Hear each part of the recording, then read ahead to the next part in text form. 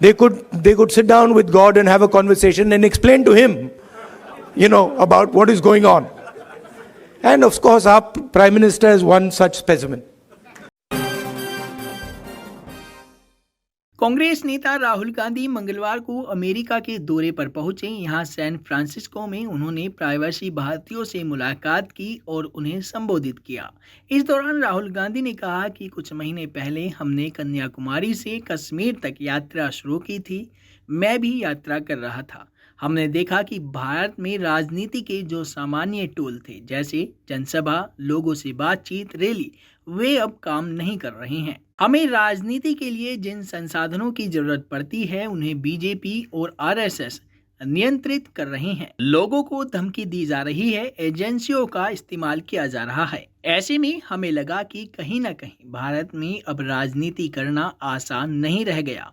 ऐसे में हमने यात्रा करने का फैसला किया।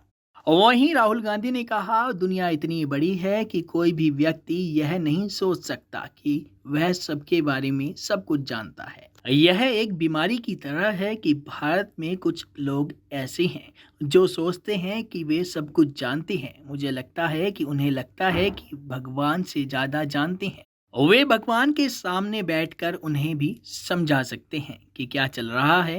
पीएम मोदी भी उनमें से एक है।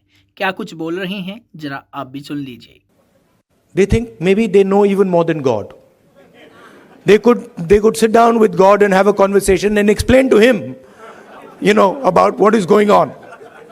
And of course, our Prime Minister is one such specimen.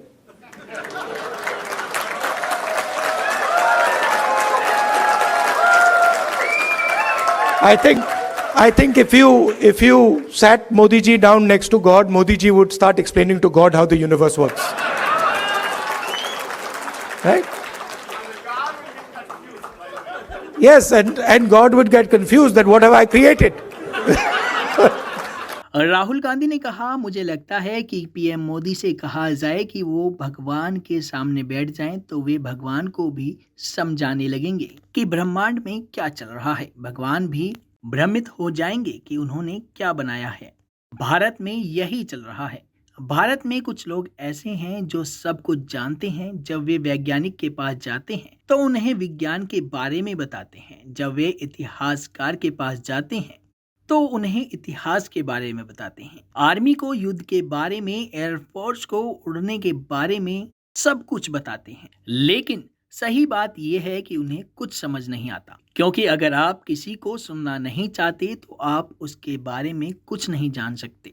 Rahul Gandhi ने आगे कहा, जब हमने यात्रा शुरू की सोचा देखेंगे कि क्या होता है। 5-6 दिन बाद हमें एहसास हो गया था कि हजारों किलोमीटर की यात्रा आसान नहीं है। मेरे घुटने की चोट से मुझे दिक्कत होने लगी। हमारे पास कोई विकल्प भी नहीं था। हम हर रोज 25 किलोमीटर की यात्रा कर रहे थे। 3 हफ्ते बाद चौंकाने वाली बात हुई। हमने एहसास किया कि हमें थकान नहीं हो रही है। मैंने अपने साथ चल रहे लोगों से पूछा कि क्या उन्हें थकान हो रही है। लोगों ने कहा कि थकान नहीं हो रही है। ऐसे ही तमाम जानकारी के लिए बने रहिए इन खबर के साथ।